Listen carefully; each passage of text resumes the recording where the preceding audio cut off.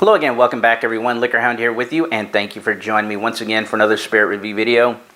Today is a fantastic day for me. I'm very proud to be reviewing these for you because I actually had a hand in creating them. It's the first time in the 10 plus years that I've been on YouTube, and now I'm doing Patreon. Never before have I been associated with the industry. You know, when you look back behind my bar, you know, every one of those, pretty much, I'd say 99.9% of those bottles were self-purchased by me.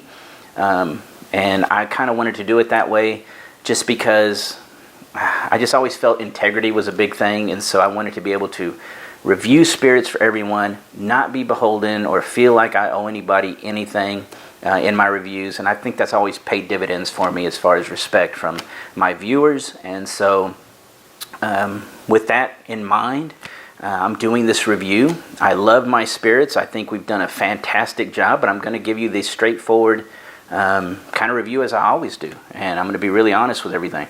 Now, the one thing I will say about my bourbons here, and I say my bourbons, they feel like they're my children, right? But, but I had a hand in making these with my friends up at the Ironroot Republic Distillery there in Denison, Texas.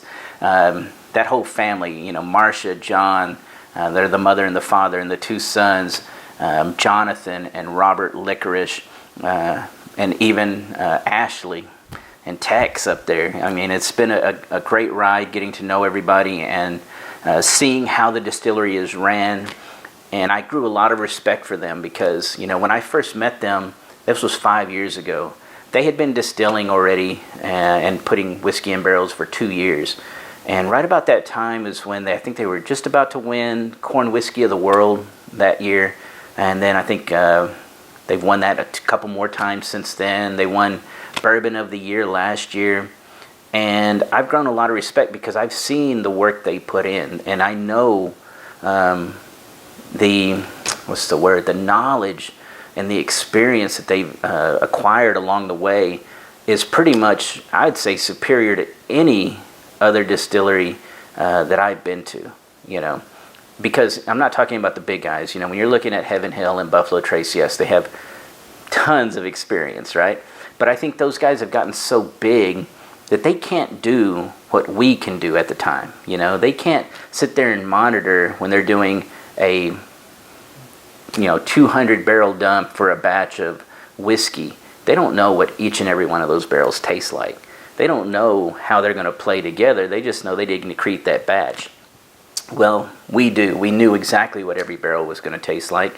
And even as we grow and we move forward and we start learning what different parts of the rick house is doing to different barrels, you know, we may grow to a point where we can't, you know, monitor each and every barrel, but I promise you we're always going to monitor lots and sections. We're going to know what pretty much a section is doing. And you know, and if we come across barrels just like we did in this batch, there were some barrels that we felt were really good, but they weren't quite there yet. And so we just let them sit. They're going to be for batch 2. You know, and that's kind of part of our moniker when we have our little motto right here below our Saints Alley. It says carefully curated and meticulously matured. And that is just what we do. We do a lot of watching of each cask when it needs a little water because, you know, this one, the regular Saints Alley, is a Cognac and Port finished bourbon, and this one's bottled at 100 proof.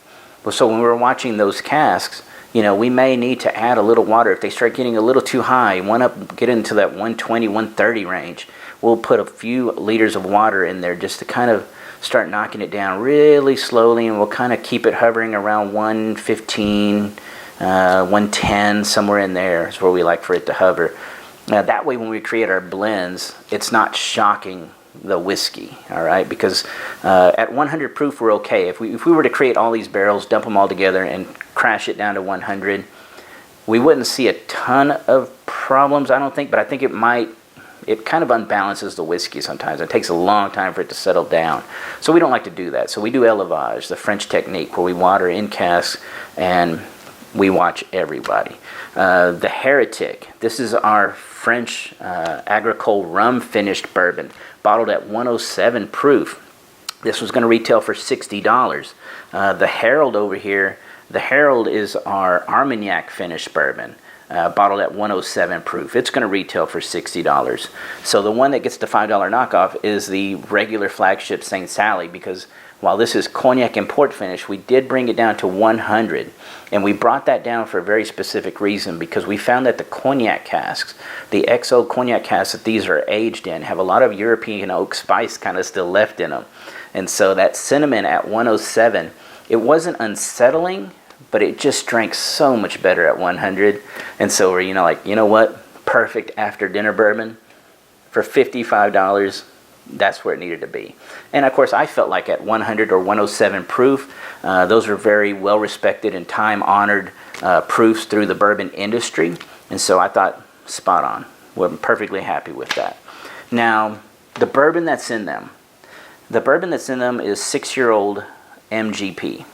6-year-old MGP that was aged up a little bit here in Texas for several months, and then in the finishing casks. Now, not all of them were in the finishing casks.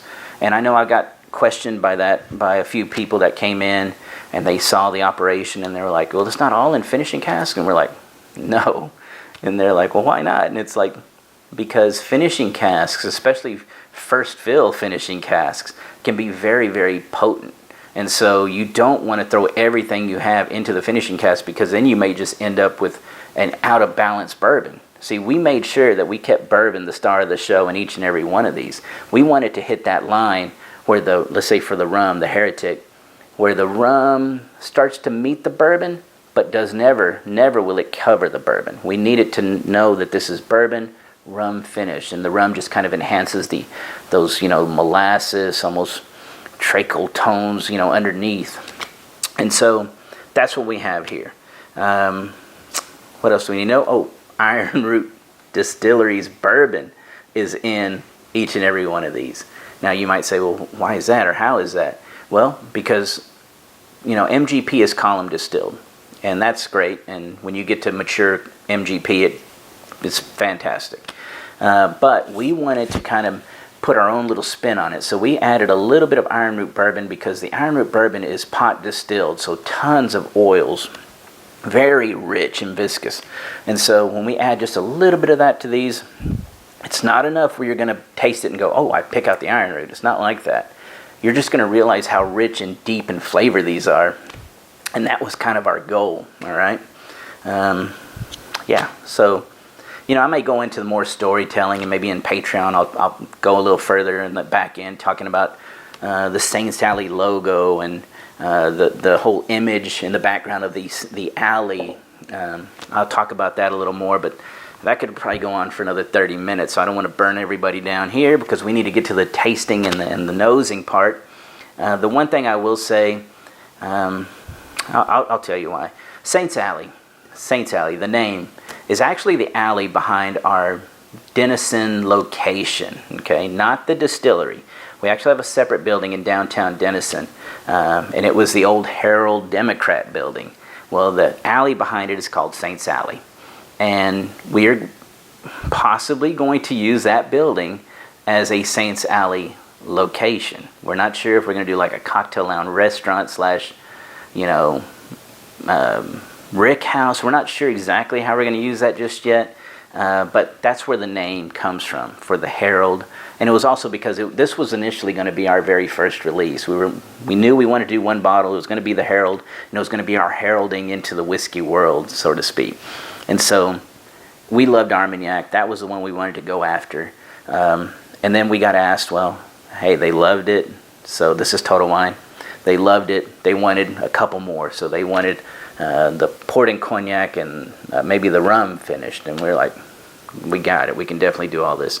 And that's how these two came. And the Heretic, it gets its name because it was kind of a crazy idea for us to be able to finish a bourbon in a rum cask, because in my experience, rarely has that ever worked.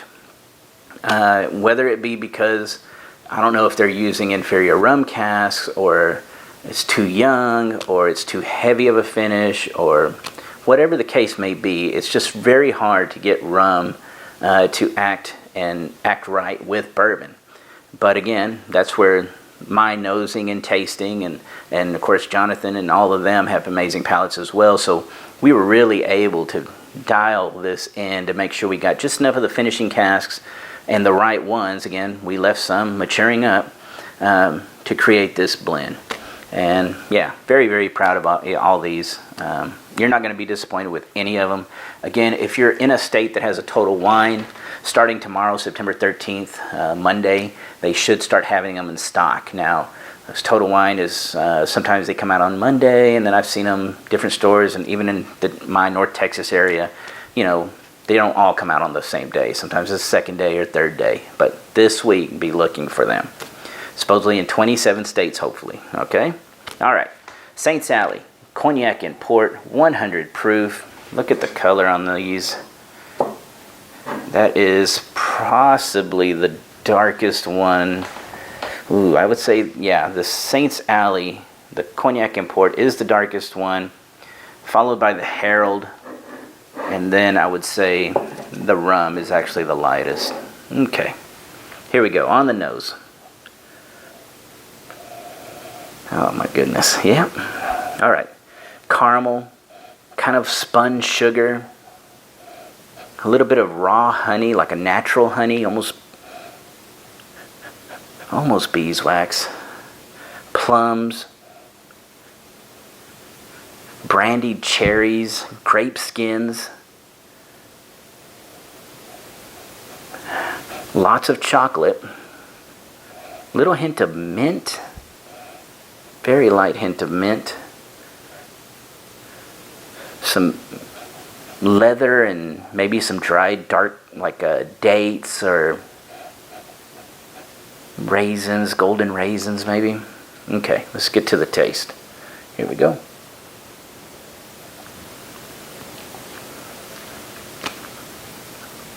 Oh, yeah. Spot on proof wise. Okay.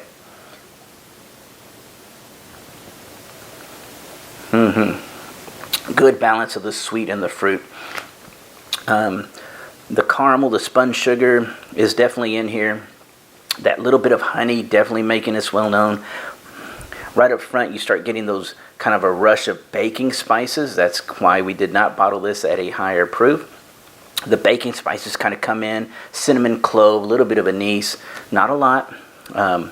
Big rich cherry note, but it's a very natural cherry, and as a matter of fact it is brandied cherries that kind of linger. The swelling that I picked up on that baking spices as they rush in, they kind of swell just a little bit, and then they start relaxing as you start rolling over into the back end. It's very mouth coating bourbon. You get the dates, you get the figs on the back end, you get this black tea element going on. Let me try this again.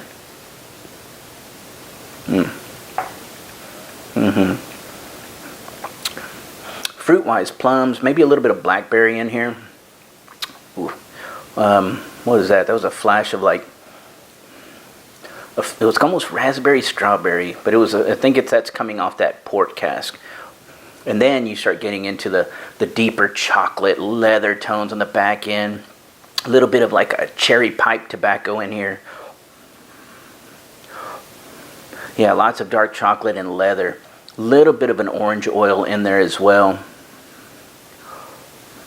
Now the beauty of this one, the thing that I found fascinating as we worked these blends was, you know, the port can be super jammy. And that's great, but it's very dangerous because it's very potent and it'll cover up bourbon. So we had to be careful with the port. The cognac on this one and the port are so well integrated, you're going to have a little bit of a time pulling them apart, that's part of the art of blending. But that's actually a good thing because what you're just noticing is just a really nice, rich bourbon experience. And on the finish is where it seems to just run and run and run. That's the cognac. That's the cognac influence on the back end.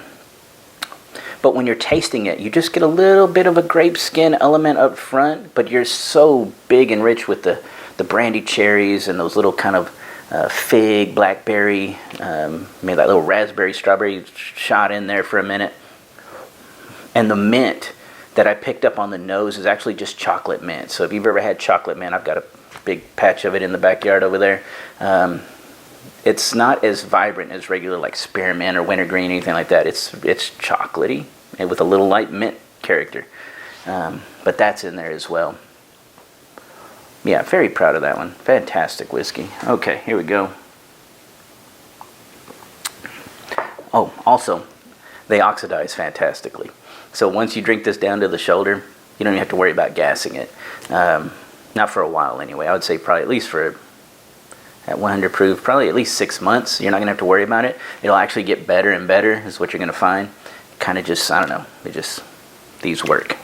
All right, the Heretic. The French Agricole Rhum finished bourbon. Oh yeah. Wow. Yep.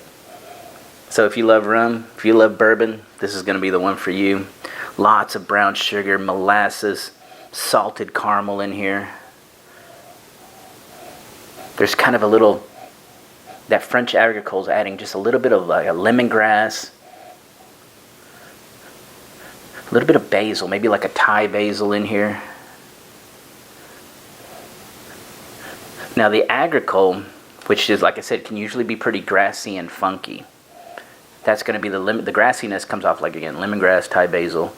The funky part of it is picked up in the nose. It's almost, it's not quite barnyardish, but you definitely pick it up in the nose. But the cinnamon and clove, if you've ever had those candied oranges, it kind of has a little bit of that on the nose. Maybe a little citrus orange oil as well. All right, let's give it a taste. Here we go, 107 proof, $60.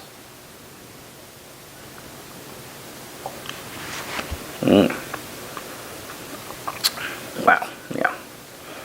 Okay. So juicy. Wow, the rum comes on the back end, really nice. All right, well, let's start.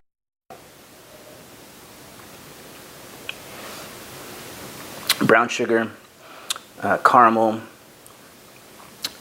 That when you start getting into that molasses territory, this one definitely has a lot of that kind of characteristic, that darker burnt sugar characteristic. That's in here.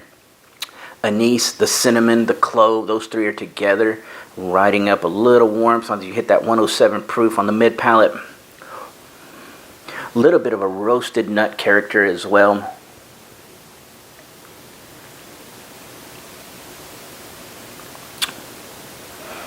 Yeah, there's kind of like those candied oranges. That's, yeah, that definitely comes through on the palate.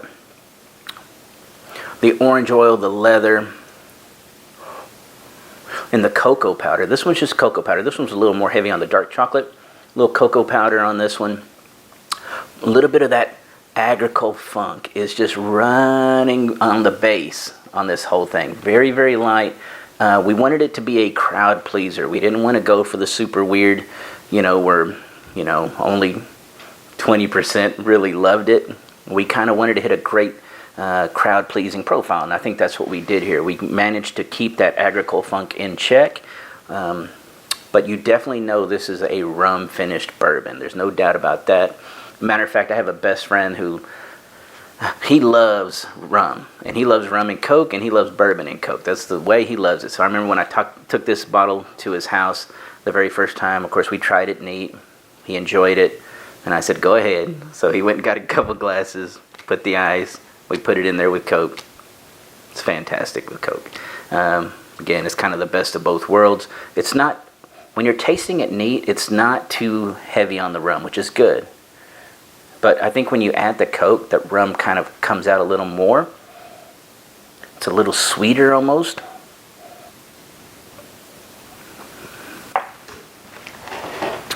No, I'll drink that all day. There's nothing wrong with that. The caramel aspect on it, because if we picked up the brown sugar, the molasses, there's salted caramel in this one.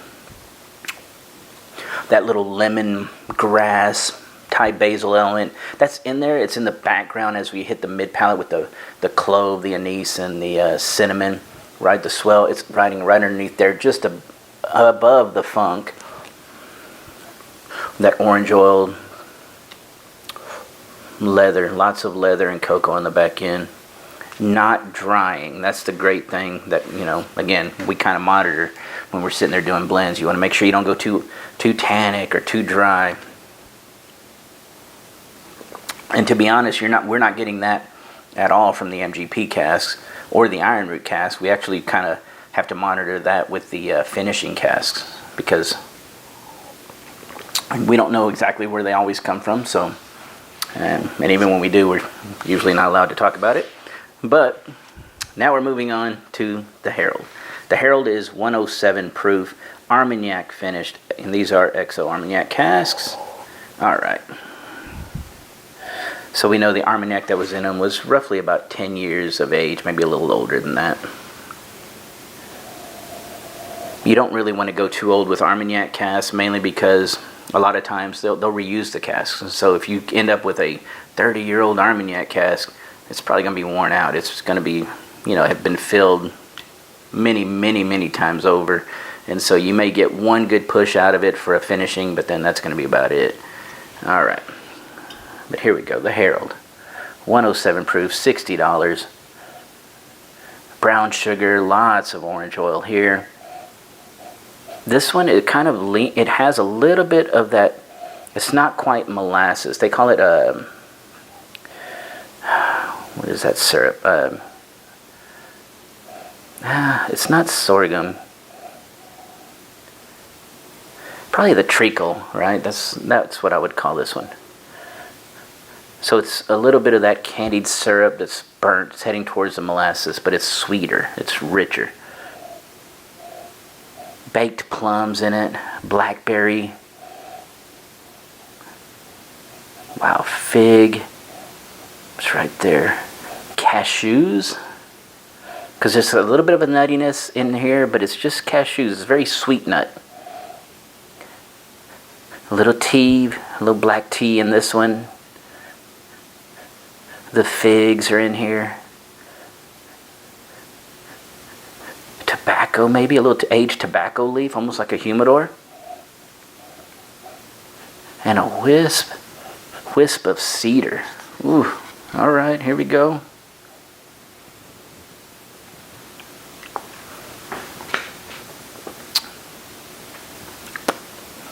Man, yeah. Everyone has their favorites. I'm going to say this because, we've been tasting people along the way. We had a launch party the other Saturday, and it was Friday, the other Friday. And the one thing I've come to realize is that there's no one leader here. A lot of my people love the Herald, but we come from an Armagnac, enjoying background. And then a lot of people love the Heretic, and that was their favorite. And then a lot of people love the Cognac and Port St. Sally. So I haven't been able to gauge what the majority seem to enjoy. It's been flashing all over the place, but the one thing I've heard a lot is there's not a bad one. So, and they're all really good, and the pricing is great. So I'm happy to report that to you.